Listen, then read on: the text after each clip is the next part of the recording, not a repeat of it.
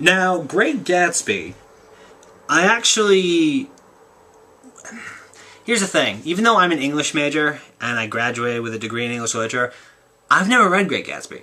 I know, it's blasphemy. Trust me, there's a list of classics that I still need to get to that I haven't actually read yet. But the Great American Novel is one of them that has, unfortunately, kind of evaded me. So I knew, but basically, obviously, I knew things about it. Like, I knew it was about a man who was very secretive, and I knew it was about a woman that he loved, and I knew that it wasn't a very happy ending. So, obviously, this is a movie based on F. Scott Fitzgerald's Great Gatsby, about a man named Nick who went to New York, met a man named Gatsby who was in love with his cousin, Nick's cousin, and about this whole secret affair that ends pretty terribly. And watching this movie, I kind of had the feeling that I had seen it before, but I didn't really know why. And then afterwards, I realized I had seen this movie before. It was called Moulin Rouge. And what I mean by that is, I'm not saying, you know, Moulin Rouge ripped off Great Gatsby or vice versa. What I'm saying is, you could tell very clearly that the same director made both of these films. Baz Luhrmann was the director for Moulin Rouge and Great Gatsby, and you can tell so very obviously, you could tell that these were his babies, because the pacing is very similar. The first half of the film is very fast-paced, very lighthearted, a lot of, you know, kind of silliness to the point of absurdity. It's loud, it's bright, it's kind of ridiculous, honestly. That's the first half of the film, and then the second, like, starting in kind of like halfway through Act 2 to the end, it's very serious, very, you know, very deep in tone. You know, nobody's really happy anymore. It's a much more serious film. So it kind of goes from lighthearted comedy to serious tragedy. And even the whole thing of the narrator, of Nick writing this story out as he's telling it, is very reminiscent to Ewan McGregor's character from Moulin Rouge. In fact, Ewan McGregor's character is basically Nick, except the only difference being that Ewan McGregor's character fell in love with the girl, whereas Nick kind of fell in love with Gatsby's ideal of hope. So what I'm led to believe is that Moulin Rouge was inspired partially on Great Gatsby, because I'm assuming the narrative structure is the same in Gatsby. So I'm left to assume that Luhrmann got the inspiration for Moulin Rouge from reading The Great Gatsby. Maybe I'm wrong, maybe somebody can correct me on that, but that's just kind of what I feel on the subject. Acting-wise, I mean, Leonardo DiCaprio does a great role, as always. Tobey Maguire playing Nick always looks like he just wandered onto the film set and has no idea how he got there. He always has this, like, look of surprise on his face. Like, I never understand, like, I don't know, maybe he just can't do other facial expressions. And then Carey Mulligan was very good. She was probably the best she was definitely the best actress in the entire movie. And it's weird to see her, because you see her at the beginning, she's like this kind of, I don't know, this like embodiment of innocence, kind of like innocent, maybe heartbroken, kind of like immature maybe mindset. And then by the end of the film, you realize that she's not really, well, I guess I'll get to that. The whole romantic element is that Gatsby was in love with Carey Mulligan's character from 5 years ago, and he really wanted to be with her again.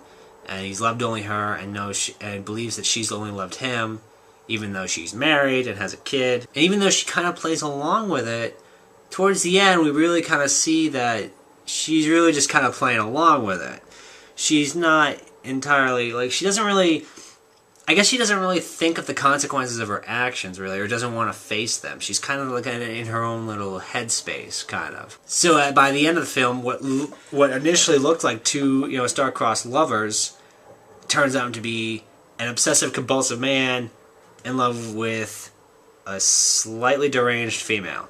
And honestly, even though I haven't read the book, I love it, because it's not true love. It's not, this kind of, it's not this, basically. It's nowhere near that. And I love that it's like that, because, a lot of the time love does kind of suck. The racial tones in this movie were kind of throwing me off a bit, because Karen Mulligan's husband was very racist. Was like, we have to keep down the blacks, be the superior breed, and I'm just like, eh. And then I remember this is the 1920s, so that was kind of the mindset at the time. But even still, eh. I don't know. Maybe I'm just kind of hesitant to. But after playing BioShock Infinite, which I'm actually planning on doing BioShock Infinite review.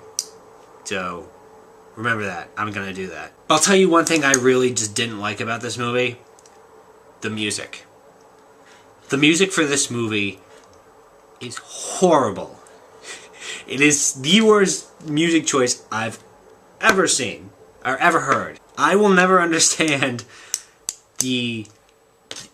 actually, it was kind of my problem with Moulin Rouge. Well, one of my problems. My big problem with Moulin Rouge was the movie entirely, because I hate Moulin Rouge, truth be told. But Moulin Rouge was kind of like in this old-fashioned kind of like 20s, 30s, 40s setting, and they have, like Madonna playing. And it's like, what? And here in Gatsby, they've got Jay-Z blaring. And it's just like, it's the 1920s and we're playing rap music. It's kind of like in Django, when you have this, this 1850s kind of setting, but you're playing rap music during a shootout. It's like, it kind of takes you out of it, When you're in one time period getting music from a different time period. It really just kind of takes you out of that, that sense of mise en scène, I guess it would be said. That feeling of, it kind of breaks your immersion, I guess I could say. So, music is probably the worst part of this film. Overall, it's an okay movie. Honestly, it's not the greatest film I've ever seen in my life. The last half of it is pretty good. The first half of it is kind of bleh. But it all kind of ties together in the end, which I actually really like. But even still, it's okay. I mean, the story's great, because it's the Great American Novel, and it's kind of, the story is actually kind of a wake-up call in this day and age, because we're even now, in 2013, we're still kind of holding on to this American dream kind of mentality. And books like Great Gatsby kind of prove that, that Horatio Alger's a myth, At the same time, it's not the best directed film I've ever seen, even though it may actually be line up for, like, Best Picture, which I can see how they could do that. But I don't know. I give this like a C+, B- myself, just because of the direction, just because of like the movie itself, not because of the plot or the characters, but the movie itself.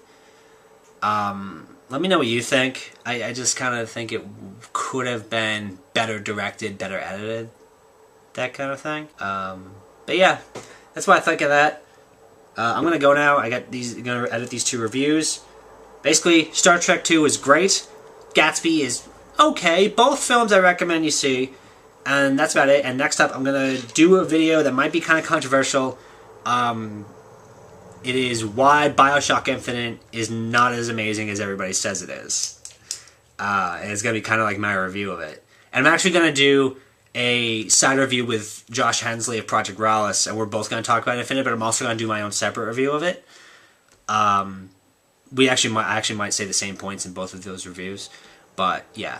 So, you can enjoy that, and I will see you guys next time.